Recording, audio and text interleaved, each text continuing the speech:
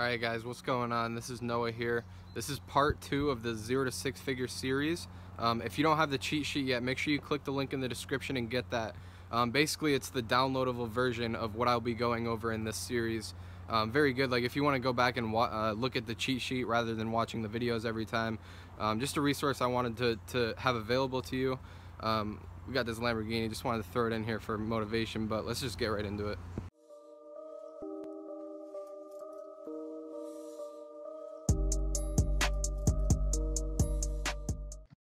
Alright guys, so let's just dive right into this. Steps to go from 0 to 6 figures. Step number 2, taking a product from 2 to 3 sales to 100 to 150 sales. So in this situation, you started up a product test. It's been going for a couple days, a few days, and you have 2 to 3 sales. Preferably more than 3, like 3 or 4, but 2 to 3 sales is a good number. So essentially what you want to do is the first thing is I want to make you aware of the rules that I follow. So basically, if an ad set spends $15 with no sales, you want to turn it off. I don't really have any exceptions to this rule. Every single ad set that I've ever created that ends up being a winner always makes a sale within the first 3 days. So 3 days is 15 bucks. So if it doesn't make a sale within 15 bucks, I just get rid of it. Another rule: every single day at the same time, create a new ad set. So the reason why you want it to be at the same time is just so that it gets a full 24-hour period to spend the full amount. So a lot of people like to do it at midnight and stuff. I don't really care about that as long as you're doing it like at a consistent time. Just create a new ad set. So your goal is to bring, your goal while doing this is to bring the worldwide campaign, which is your main testing one, to 30 to 40 sales, and then use the data from that to start breaking down the results, and it'll allow you to start expanding outwards even more, and the effects will just compound, and you'll get more and more sales. So the same day that the campaign makes a sale, you need to start adding new ad sets every day. Like I said, the 2 rules: if it spends 15 with no sales, turn it off, and every single day you create a new ad set. What kind of ad sets can you create? This is a question that I get asked a lot, and I wanted to put together this little list so that you guys can just come back and look whenever you need ideas. You can download this in the description. So one thing that you can do is change up the interest. So let's say you're targeting for watches, and your winning ad set is watch. There's many different interests that you can target for this niche. So you can add on a new one, one that you haven't tested yet.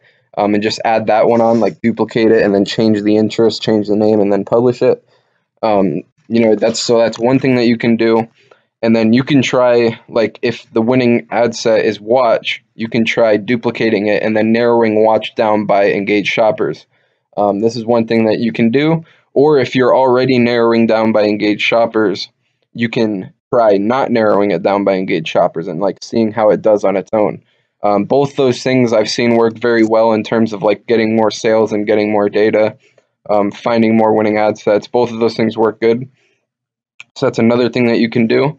Another thing that you can do is narrowing down by placements. Now, I usually only do this when a particular ad set has over 7 sales, or even sometimes if it's around that number.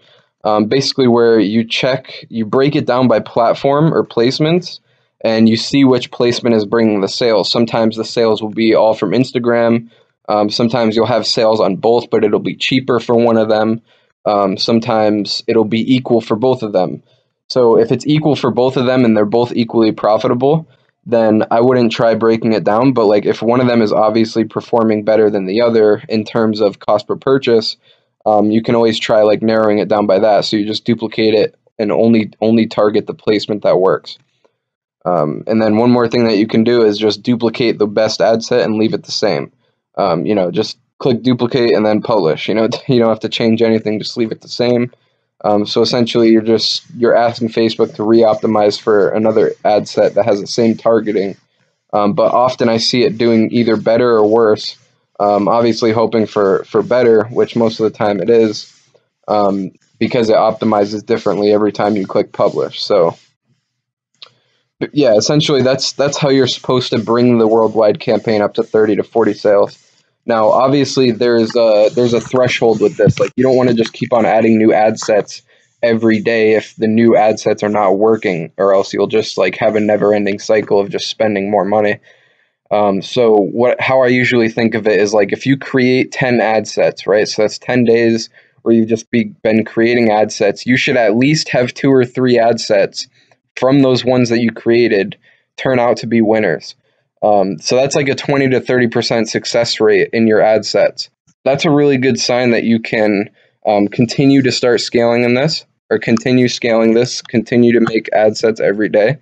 But like if you create 10 ad sets and it's been, I mean, even if you create like 7 or 8 and you still don't have any new winners, it's a good sign that the product isn't really going to be that scalable, and it's probably not the best idea to stick with it.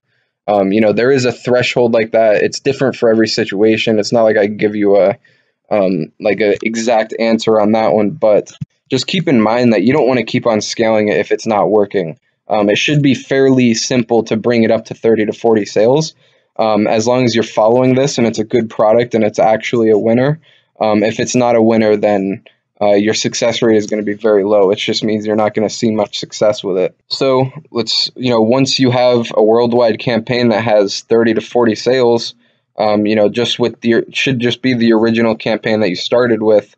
Now we want to start breaking that down by country. So I made a video on this, like how you break a campaign down on, or I called it like the breakdown of the breakdown tab. That's a video that I have on my channel right now. So go check that out so that you know what I'm talking about here. But basically this is, you're trying to figure out which country is performing the best. So you want to make a list of your top 5 countries. The top 5 countries that have a good amount of sales. Like you don't want it to just have one sale, but if it has over 2 or 3, for a good cost per website purchase. So I kind of look at both of those factors, like the amount of sales and the cost per website purchase. Both of those factors come into play here when you're deciding your top ones, because you want it to be consistent and you want it to be profitable. So you don't want to just look for a country that made one sale for a cheap price because it was only one sale. Like it's not promising as like something that made 5 sales for a cheap price. Like that's something that's consistent. That's something that could work.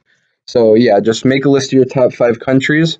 And then what you want to do is you want to go into a new tab and then open up your worldwide campaign again. And then you want to find your top performing 5 to 7 ad sets in the worldwide campaign. If you have 30 to 40 sales, you should have 5 to 7 ad sets that are working. Different targeting, different interests, whatever. So you want to get those in a list, and then what you want to do is you want to create a new campaign, recreate your top 5 to 7 ad sets, but only target one of the winning countries. So instead of like when you're making the new campaign, instead of putting worldwide in there, you want to put one of your winning countries. So hope that's self-explanatory, but and then after that, you just treat it like any other campaign. So you just scroll back up here. And if it makes 2 to 3 sales in its first 2 to 3 days, great. What now? Okay. Implement the rules. Make sure that you're adding a new ad set every day and keeping up with it. And then bring that up. Well, you don't want to break that down, but yeah, you just keep on that process where you just add a new one every day. And this is just going to build your data. So just treat it like any other campaign. And, I have the steps to do. Like if it makes 2 to 3 sales, then it's a winning campaign for you. So you just want to go back into the basic scaling strategy. Like why start a new campaign? Why not do it in the main campaign? The reason is because when you create your worldwide campaign, it's going to like naturally optimize towards one country in the first place. So like when you create your worldwide campaign, we're talking about optimization, like a very sensitive algorithm here. So mostly when Facebook figures out something that works, it'll just automatically start spending more money in that place. So what the worldwide campaign is going to do is it's going to optimize, it's going to follow its own algorithm of what works, right? So when you're creating a new campaign, you're basically forcing it to re-optimize for only that country. So for example, the worldwide campaign is telling Facebook like, hey, show the ads in front of the people who live in the US. But let's say the worldwide has snuck up some United Kingdom sales and it's doing really good.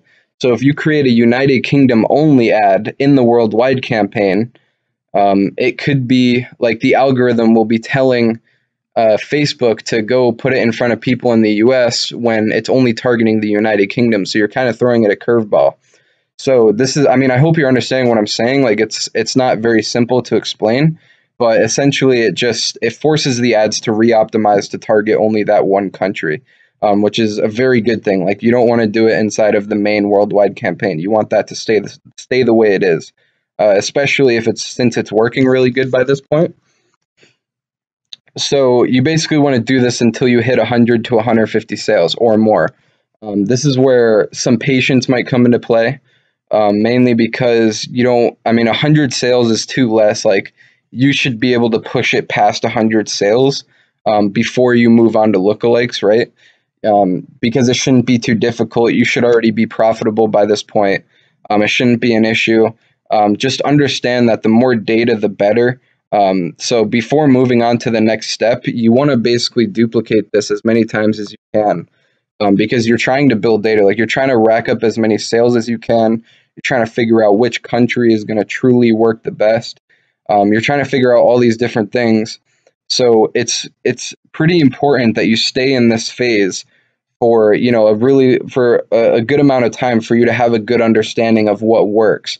You need to have a good database. Like you need a bunch of sales, like 100 to 150 is minimum. You know what I mean? I've had students where they'll wait until they hit 400, 500 sales to even move to the next step, and they'll just continue to do this.